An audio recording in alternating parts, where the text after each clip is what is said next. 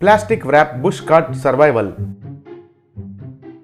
नल्लमला नाम के गांव में लालू नाम का एक आदमी रहता था। वो हमेशा अपने आप के बारे में बड़े गप्पे मारता रहता था और दूसरों को नीच नजर से देखता था। एक दिन मुन्ना अपने दोस्त कन्ना के साथ मुन्ना के होटल में थे।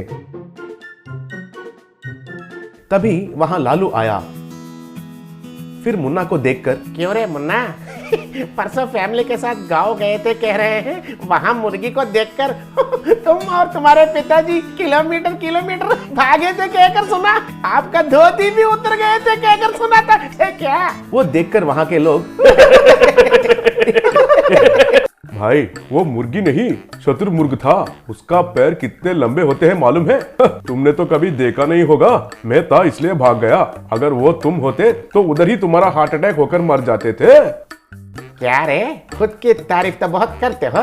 तुम कितने डरपोक हो, तुम्हारे पिताजी कितने डरपोक हैं, तुम्हारे दादाजी कितने डरपोक हैं। मुझे और गांव वालों को पता नहीं है सोच रहे हो क्या? उसके ऊपर तुम मुझसे तुलना करते हो। देखो मैं असली गन हूँ तो तुम बच्चों का खेलने वाला खिलौना का गन हो।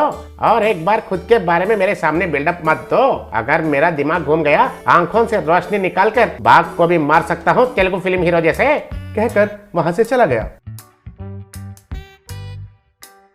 भैया ये आजकल बहुत ज्यादा कर रहा है। तुमको ही नहीं गांव में हर किसी को छोटे बड़े का लिहाज के बिना बहुत कॉमेडी कर रहा है। इसको कैसे भी करके एक झटका देना है भैया। दूसरी बार किसी और के बारे में ऐसा कम करके बात नहीं करना चाहिए। मुझे भी इसको कुछ करने का मन है यार। क्या करने से ठीक होगा तुम ही बोलो। एक काम करेंगे भैया, रात को इस एड़े को उठा के लेके जाकर हमारे गांव के जंगल में छोड़ देते हैं। तब क्या करेगा, कैसे आएगा देखते हैं। तब वो आइडिया दोनों को पसंद आया और रात को चोरी चुपके से लालू के घर गए। खटिया पर आराम से सो रहा लालू के नाक के पास नशीले दवाई का स्प्रे किया। उसके बाद खटिया के साथ लालू को उठाकर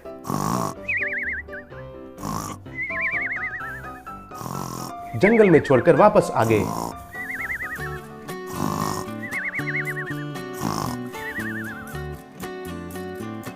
अगले दिन सुबह जब लालू उठकर देखा तो जंगल में खटिया पर लालू था और उसके बगल में दो बाघ सोए हुए दिखाई दिए।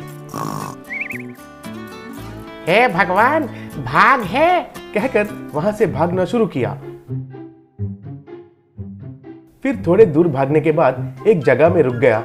बाप रे, ये भाग पीछे नहीं आए क्यों? कहकर आजू बाजू में देखने लगा। उसके जेब में एक लेटर था। उसको निकालकर उसे पढ़ने लगा। उस लेटर को पढ़ते हुए लालू, अरे वो गधा कहीं का, तुमको जानबूझकर जंगल में छोड़ दिए हैं। तुम बड़ा समझदार इंसान हो कहते हो ना, इन बाघ से खुद को बचा लो रे। अरे ओए, वो खिलौने भाग नहीं है, हमने उनको भी नशे का दवाई दिया है। अगर 2 दिन इस जंगल में तुम बच गए तो हम आकर तुम्हें लेकर जाएंगे। कहकर पढ़ा। फिर वो सब पढ़ने के बाद मन ही मन में, कोई मेरे ऊपर जानबूझकर बदला ले रहा है। जंगल में 2 दिन बोले तो कुछ ना कुछ जानवर मुझे जरूर खा जाएगा। क्या करूं? नीचे रहा तो भाग आकर खाएंगे, पेड़ पर ही रहना पड़ेगा। कुछ ना कुछ तो करना होगा। हे भगवान, कुछ तो रास्ता दिखा दो। कहकर चारों ओर ढूंढना शुरू किया। फिर बहुत देर तक ढूंढने के बाद एक जगह में उसको प्लास्टिक रैप दिखाई दिया। उसको लेकर लालू ने पेड़ के ऊपर चढ़कर उस प्लास्टिक रैप से 4 पेड़ों को बांधकर एक घर जैसा बनाकर उसके अंदर बैठ गया। देखा मेरा टैलेंट। आइए आइए, भाग हो या शेर हो, अगर तुम में दम हो तो अभी आ जाओ। आप में है दम या हम में है दम, ये देखते हैं। थोड़ी देर के बाद बाघ लालू के पेड़ के पास आए। उनको देखकर लालू, देखिए मैं आपका रिश्तेदार हूँ, मुझे खाने का ट्राई मत करना। उसमें मेरे जैसा बड़ा एड़ा अच्छा टेस्ट भी नहीं रहेगा। जस्ट 2 दिन रुकेंगे तो मुझे यहाँ छोड़ दिया ना, वो लोग आएंगे, उनको खाकर मुझे छोड़ देना। तब तक मैं इस प्लास्टिक रैप में ही रहूंगा, ठीक है ना? वैसे 4 दिन हो गए। लालू को लेकर जाने के लिए कोई भी नहीं आए। उसकी वजह से एक दिन लालू जोर जोर से, अरे ओए बचाओ यार, प्लीज यार, चिल्लाने के लिए भी ताकत नहीं है यार, सब खत्म हो गया है, थोड़े देर के बाद भाग भी आ जाएंगे, अब से मैं गांव को किसी को भी कुछ भी नहीं कहूंगा यार, बुद्धि से रहूंगा यार, प्लीज यार, कोई तो आकर मुझे बचाओ, कहकर रोने लगा। फिर थोड़ी देर के बाद लालू के पेड़ के पास मुन्ना और कन्ना एक कैमरा के साथ आए। अरे जाने दो कहकर दया से उस प्लास्टिक रैप को इधर छोड़ दिए थे। जो भी है दिमाग का इस्तेमाल तो अच्छे से किया, बच गया। उतना ही नहीं, तुमने जो अभी ड्रामा किया था वो पूरा सब इस कैमरा में है, इसको मेरे पास ही रखूंगा। अगर कभी भी किसी के सामने टंग लूज हो गया तो वीडियो यूट्यूब में अपलोड हो जाएगा बेटा, सोच लो। अरे जिंदगी में मैं कभी भी काम नहीं करूंगा यार, बहुत बहुत भूख लग रहा है यार, लेकर जाइए यार, आपको पुण्य मिलेगा, कहकर पेड़ के ऊपर से नीचे उतरा। उसके बाद मुन्ना, कन्ना और लालू मिलके गांव वापस आए। उस दिन के बाद लालू ने कभी भी गांव वालों से गलत तरीके से बात करना छोड़ दिया। Underground golden house. दीनदयाल सरकारी दफ्तर में एक क्लर्क था। उसकी नई नई शादी हुई थी। उसकी पत्नी दीपिका अच्छी औरत थी, पर उसे सोने के गहनों का बहुत लालच था। घर पर भी सोने के गहने पहनकर ही काम करती थी।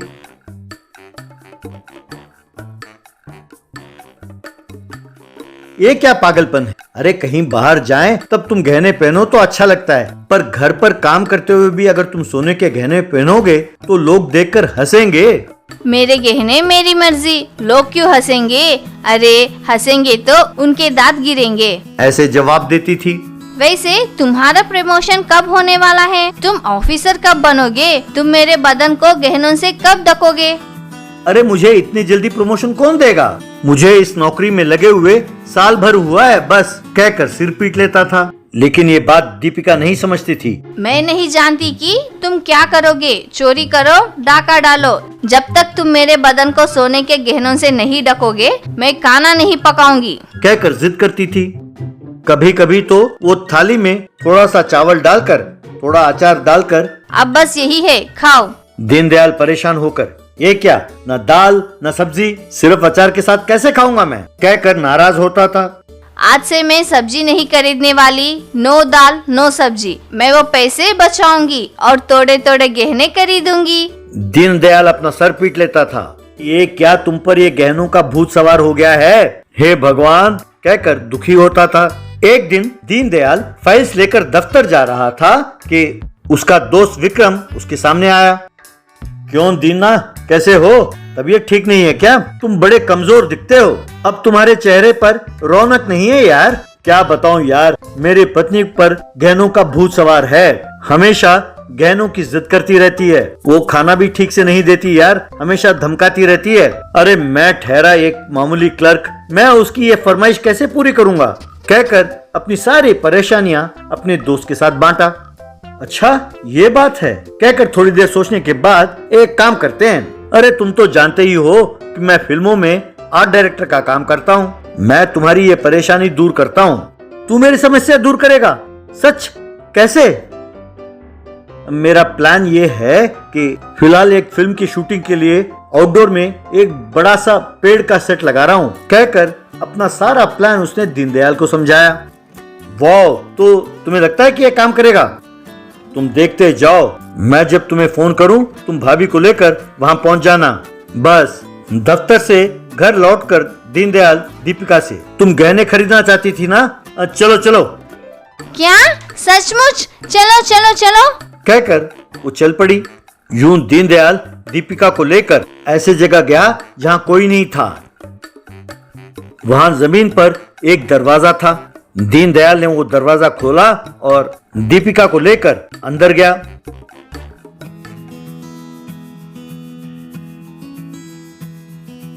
अंदर उस घर को देखकर दीपिका हैरान रह गई, क्योंकि वो सारा घर सोने का बना हुआ था। जहां देखो सोना ही सोना था, सोने के गहनों का ढेर लगा हुआ था। दीपिका के खुशी का ठिकाना नहीं रहा। अरे वाह, इतने सारे गहने, इतना सारा सोना, क्या ये सब कुछ मेरे लिए है? कहकर पागलों की तरह हंसने लगी। तभी घर के अंदर कुछ पुलिस आए। अरेस्ट देम कहकर दीनदयाल और दीपिका की ओर इशारा किया। पुलिस ने उनको पकड़ लिया। अरे ये क्या, पुलिस यहाँ क्यों आई? क्या हुआ? कहकर चिल्लाने लगी, तुम दोनों गांव में चोरी करते हो और सारे गहने यहाँ छुपाते हो। अरे नहीं नहीं, हम चोर नहीं है साहब। मुझे सोने के गहने बहुत पसंद हैं। मैं अपने पति को तंग करती रहती थी, तो लगता है उन्होंने मेरे लिए ये सब चुरा कर यहाँ छुपाया है। हमें माफ कर दीजिए साहब। कहकर मिन्नतें करने लगी। ठीक है, इस बार छोड़ देता हूँ। ऐसी हरकत दोबारा की तो जेल में डाल दूंगा, खबरदार। नहीं साहब, फिर ऐसे गलती कभी भी नहीं करेंगे। हम पर विश्वास कीजिए। कहकर अपने सिर पर हाथ रखकर कसम खाया। तभी विक्रम वहां पहुंचा। सॉरी भाभी, ये सब नाटक था। ये सब एक फिल्म का सेटिंग है। ये कोई असली सोना नहीं है और ना ही ये सचमुच के पुलिस हैं। दीना मेरा दोस्त है। आप रोज उसे सोने के गहनों के लिए परेशान करती थी, तो मैंने ही उसे कहा कि ये नाटक करते हैं। सच? चलो कोई बात नहीं, मुझे अच्छा सबक सिखाया आप लोगों ने। अब मैं दोबारा कभी भी अपने पति को सोने के गहनों के लिए परेशान नहीं करूंगी। ये सुनकर वहाँ खड़े सब लोगों ने खुशी से ताली बजाई।